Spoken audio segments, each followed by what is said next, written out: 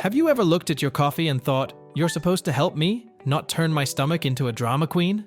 Or maybe your morning starts great, then 10 minutes after coffee, your hunger returns like it forgot its keys. If your coffee acts like your best friend one day and your worst enemy the next, there's only one explanation: your routine needs a science upgrade. Let's dive in. Before we get into the transformation, let me clear something important. Everything I'm about to share is rooted in real scientific research. Harvard Health, Johns Hopkins, NIH, Cleveland Clinic, and peer-reviewed studies through late 2025. No magic, no detox coffee lies, no made-up numbers. Everything you hear today is factual, proven, and ridiculously simple to apply, even if your morning routine currently looks like chaos mixed with caffeine. The first thing I learned was something embarrassingly obvious once the science explained it. Your body naturally wakes up with elevated cortisol levels, which peak around 30 to 45 minutes after waking. Cortisol isn't bad. It's part of what helps you wake up and feel alert. The Journal of Clinical Endocrinology and Metabolism confirms this daily cortisol rhythm.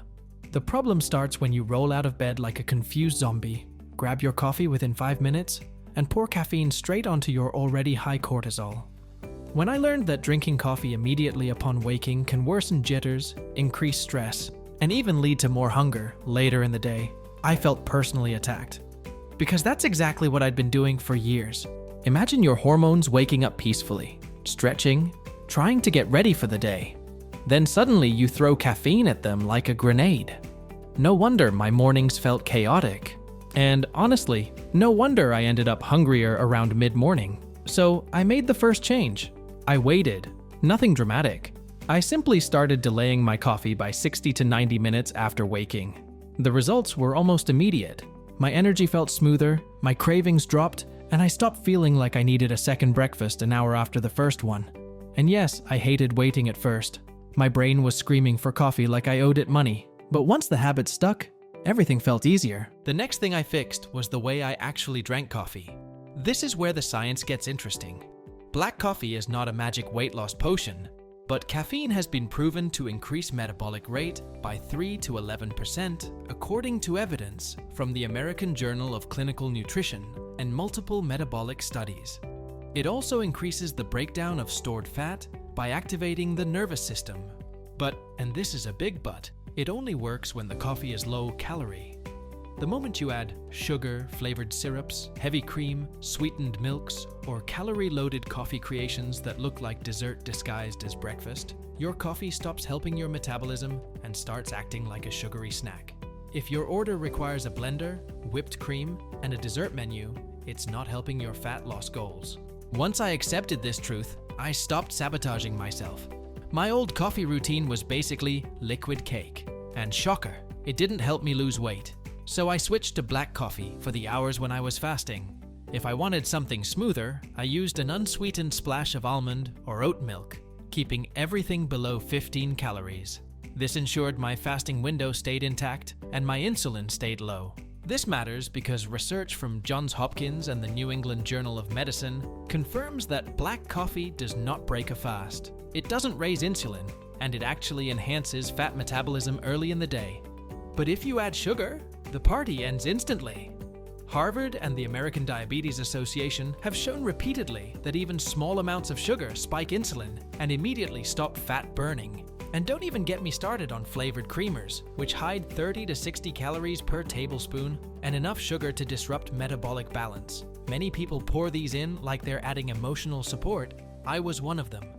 Once I removed sugar and sweet creamers from my morning coffee, my hunger became noticeably controlled.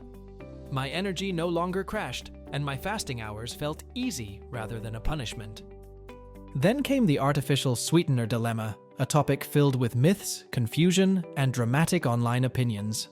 So I looked only at the real science. A major 2023 study published in Nature Medicine found that artificial sweeteners don't directly cause fat gain. However, they can alter appetite and glucose responses in some individuals. That means some people can drink them with no problem, while others get hungrier because their brain expects calories that never arrive. I discovered I was in the hungrier group. Whenever I used artificial sweeteners in my coffee, I ended up craving more food later, so I removed them. The craziest part? My cravings calmed down within days. With these changes in place, timing caffeine later, keeping it low calorie, removing sugar, avoiding sweeteners during fasting, I unintentionally created the perfect science-backed coffee routine for weight control. And here's where it gets even better. Caffeine increases adrenaline, which helps the body release stored fat, but this effect becomes even stronger during fasting. Johns Hopkins explains that black coffee during a fast promotes metabolic flexibility, which is your body's ability to switch between burning glucose and burning fat. Add to that the appetite-suppressing effect of caffeine, and my mornings suddenly became structured, easier, and more productive. But there was another problem no one talks about enough: hydration.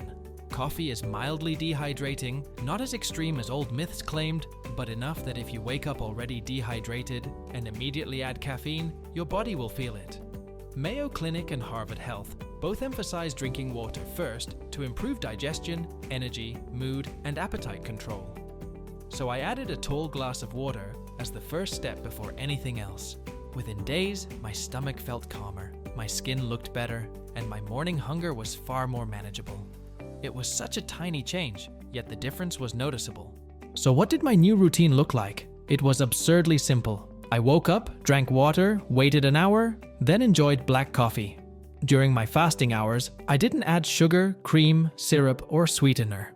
When I broke my fast later, I paired my coffee with protein and fiber, so my blood sugar stayed balanced. Nothing extreme, nothing expensive, nothing complicated.